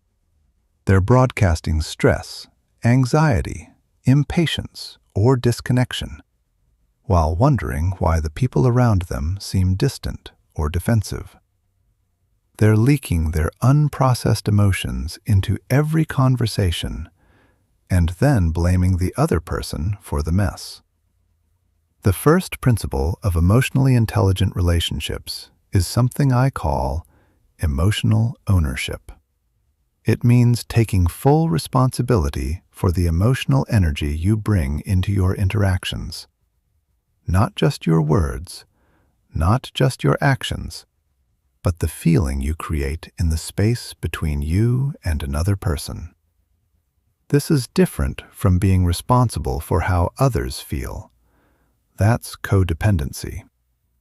This is being responsible for what you contribute to the emotional atmosphere. If you walk into your home carrying the stress of your workday like a backpack full of rocks, and you dump that energy into your living room without awareness, you've just changed the emotional climate for everyone in that house. That's not your partner's problem to manage. It's yours to own. Emotional ownership sounds like this: I'm carrying a lot from today, and I don't want to put it on you. Give me 20 minutes to decompress, and I'll be fully here. That's not weakness. That's emotional maturity. That's someone who understands that their inner state has an outer impact. The second principle is emotional attunement, the ability to sense what someone else is feeling and respond in a way that makes them feel seen. This is different from mind reading.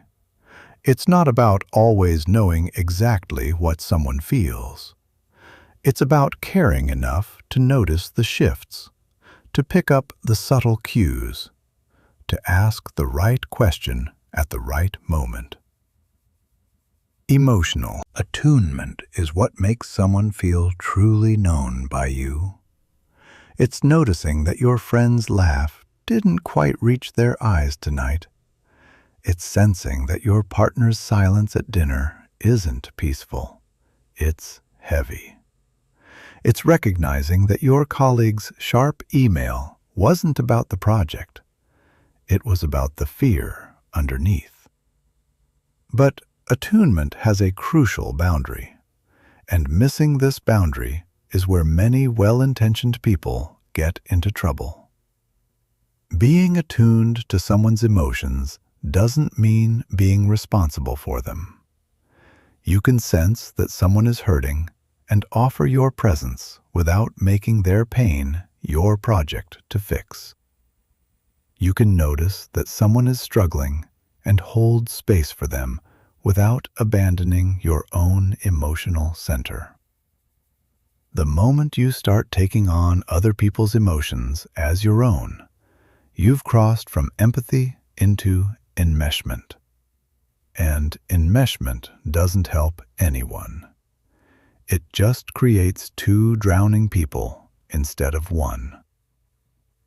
The third principle is emotional boundaries. And I know this one is hard for people who pride themselves on being caring, compassionate, and always available. But listen to me carefully. Boundaries aren't walls. They're not about keeping people out. They're about knowing where you end and someone else begins. They're the membrane that allows connection without consumption. Without emotional boundaries, you become what I call an emotional sponge, absorbing everyone else's feelings until you're so saturated with other people's emotions that you can't find your own anymore. You lose yourself in the service of others and call it love. But it's not love.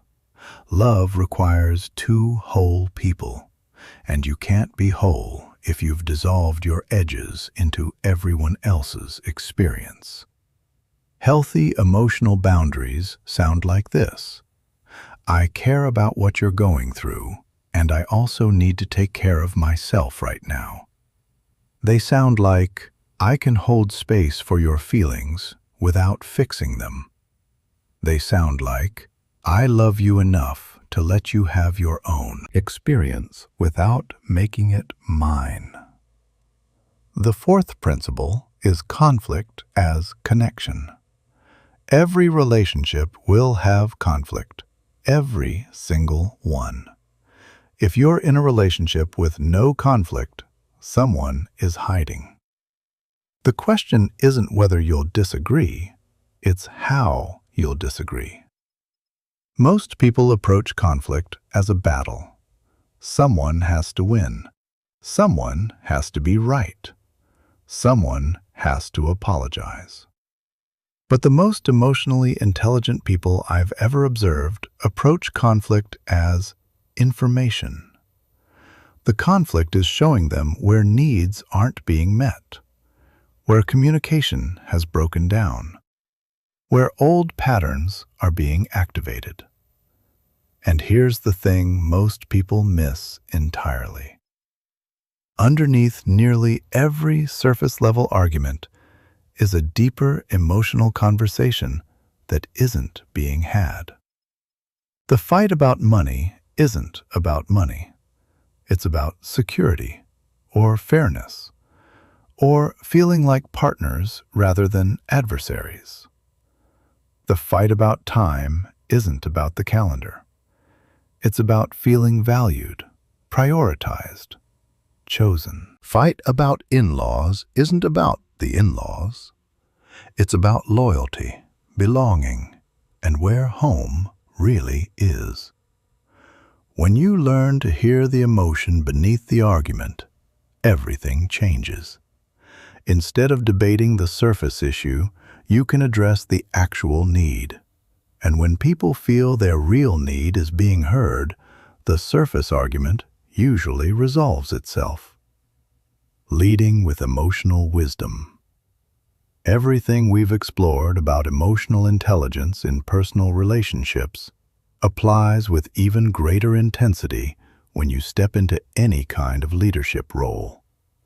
Whether you're leading a company, managing a team, coaching a group, or simply being the person others look to in uncertain moments, your emotional intelligence becomes the ceiling for everyone around you. Here's what most leadership training misses entirely. People don't follow strategies. People don't follow mission statements. People follow feelings. They follow the person who makes them feel capable, valued, and safe enough to bring their best. They follow the person whose emotional presence makes the room better simply by being in it. The most powerful thing a leader can do isn't make the best decisions. It's create the emotional environment where the best decisions naturally emerge. Because brilliant people don't do brilliant work when they're anxious, defensive, or emotionally unsafe. They do brilliant work when they feel trusted, supported, and genuinely valued for who they are, not just what they produce. Your emotional state as a leader doesn't just affect you, it multiplies. It sets the thermostat for every person who looks to you for direction. If you carry anxiety into a team meeting, every person in that room will unconsciously absorb it and perform below their capacity. If you carry calm confidence, that stability spreads through the group like warmth from a fireplace, giving everyone permission to settle, think clearly, and do their best work. A woman named Ingrid, who runs a design studio in Stockholm, told me something about leadership that I've never forgotten. She said, "I used to think my job was to have all the answers. Then I realized my real job was to create a room where other people felt safe enough to find answers I could never have come up with alone. The moment I stopped trying to be the smartest person in the room and started trying to be the safest, everything changed." That's emotionally intelligent leadership. Not having the answers, but creating the conditions where answers emerge. Not commanding performance, but cultivating the emotional soil where performance grows naturally. The foundation of this kind of leadership is what researchers call psychological safety, the felt sense that you can speak up, take risks, ask questions, and make mistakes without fear of humiliation or punishment. And psychological safety isn't created by policy. It's created by emotional behavior. It's created by how you respond when someone brings you bad news, when someone disagrees with you publicly, when someone fails at something important. Do you get curious, or do you get critical? Do you ask questions, or do you assign blame? Do you create space for learning, or do you create fear of falling? The answers to these questions, delivered through your emotional presence rather than your words, determine whether the people around you will ever bring you their most honest thinking, or whether they'll just tell you what they think you want to hear. Emotionally intelligent leadership also means understanding that organizational dynamics are fundamentally emotional dynamics. Every company, every team, every group of people working together is navigating a complex web of pride, fear, ambition, loyalty, resentment, hope, and belonging. Leaders who try to navigate these dynamics with logic alone find themselves endlessly frustrated. Leaders who learn to read and work with the emotional currents discover that most of the problems they've been trying to solve logically were actually emotional problems wearing logical disguises. The highest form of leadership isn't about getting people to follow you. It's about becoming someone people naturally want to be around because they feel more alive, more capable, and more courageous in your presence. That's not a technique. That's a way of being. And it comes from doing the deep personal work of emotional intelligence that we've been exploring together. The quiet voice that knows. There's something beyond the skills, beyond the frameworks, beyond everything we've covered so far. Something quieter, something that doesn't announce itself with logic or arrive through analysis. It just knows. I'm talking about emotional intuition. That gut feeling that tells you something is off before your mind catches up. That whisper that says, "Pay attention," when everything on the surface looks perfectly fine. That sense you get about a person, a situation, a decision, that you can't explain but can't ignore either. Most people have been taught to dismiss this voice. We live in a world that worships logic and data, that asks for evidence and proof before it takes anything seriously. And so we learn to override the quiet knowing in favor of the loud thinking. We talk ourselves out of feelings that were trying to protect us. We ignore signals that were trying to guide us. We rationalize our way past wisdom that was freely offered by a part of us that sees more than our conscious mind ever could. But here's what the research actually shows. Your unconscious mind processes emotional information thousands of times faster than your conscious mind. It's reading micro-expressions, vocal shifts, energy patterns, and contextual cues that your analytical brain hasn't even registered yet. That feeling you get about someone isn't random. It's your nervous system delivering a summary report of data your conscious mind hasn't finished reading. The skill isn't developing intuition. You already have it. The skill is learning to trust it again, learning to distinguish between intuition and projection, between genuine knowing and anxious guessing, between the quiet voice of wisdom and the loud voice of fear. Intuition feels calm. It feels like information arriving, not emotion exploding. Projection feels charged. It feels personal, urgent, tangled up in your own story. Learning to tell the difference is one of the most subtle and valuable skills you'll ever develop. And it requires something our modern world makes almost impossible: stillness. Emotional intuition doesn't shout, it whispers. And you can't hear a whisper in a noisy room. You have to create moments of quiet, moments of presence, moments where you stop thinking long enough to start sensing. That might be meditation. It might be a walk without your phone. It might be 5 minutes of silence before a difficult conversation. Whatever form it takes, stillness is the doorway to the deeper knowing that lives inside you. A word of honest caution.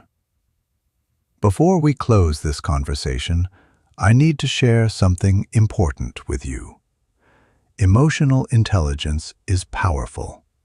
Everything we've explored together, the self-awareness, the regulation skills, the ability to read others, the influence, the resilience. These are genuinely transformative capabilities. But like any form of power, they can be used beautifully or they can be used destructively. There are people who develop emotional skills not to connect, but to control, not to understand, but to exploit. They learn to read emotions so they can push the right buttons. They develop empathy as a tool for manipulation rather than genuine care. They become emotionally sophisticated in the service of selfishness. You'll meet these people, and now that you understand emotional intelligence, you'll be better equipped to recognize them. The key signal is this: authentic emotional intelligence creates mutual benefit. Both people feel better, more understood, more connected after the interaction. Manipulative emotional intelligence creates one-sided benefit. One person gains while the other feels confused, drained, or subtly used. Protect yourself by trusting that signal, and, more importantly, hold yourself to the standard of using these skills in ways that genuinely serve not just your interests, but the well-being of every person your emotional intelligence touches. Where this actually begins. So here we are, at the end of a conversation that I hope has been the beginning of something much bigger. And I want to be real with you about what comes next, because this is where most people stumble. Everything we've talked about, every insight, every framework, every moment of recognition where you thought, "That's me," it means nothing unless you do something with it. I know that's uncomfortable to hear.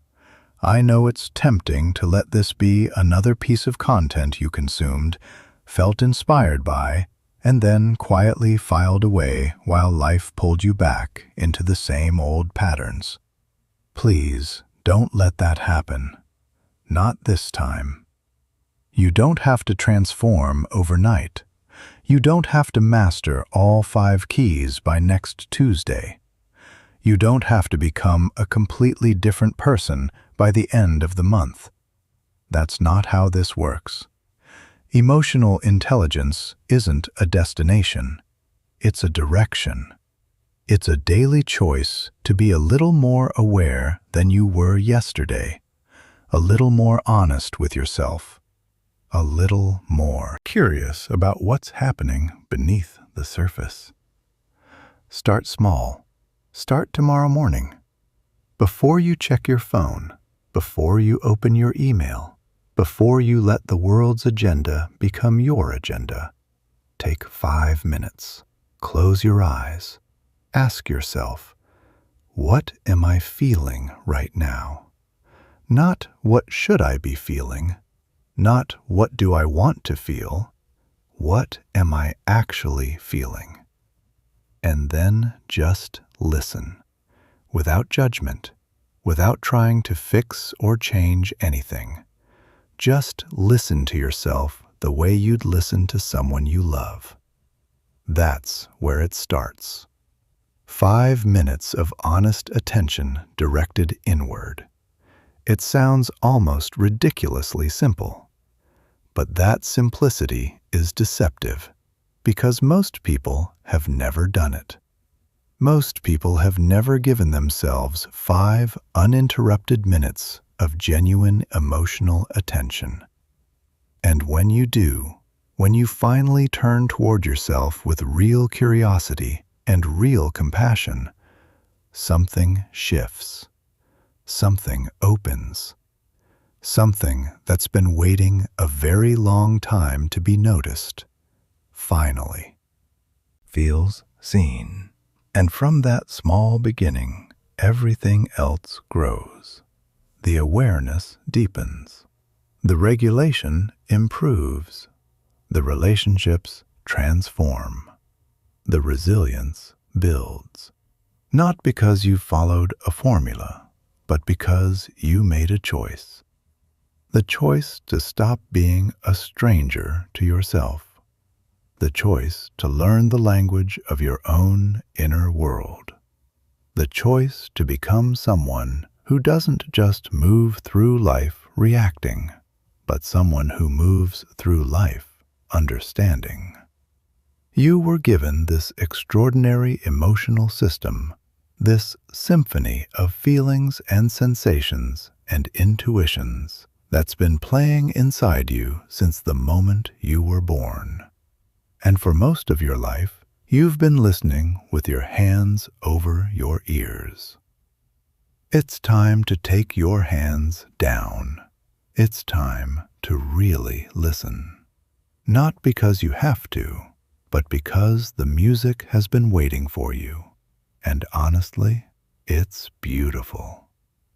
Your journey toward understanding yourself doesn't start someday.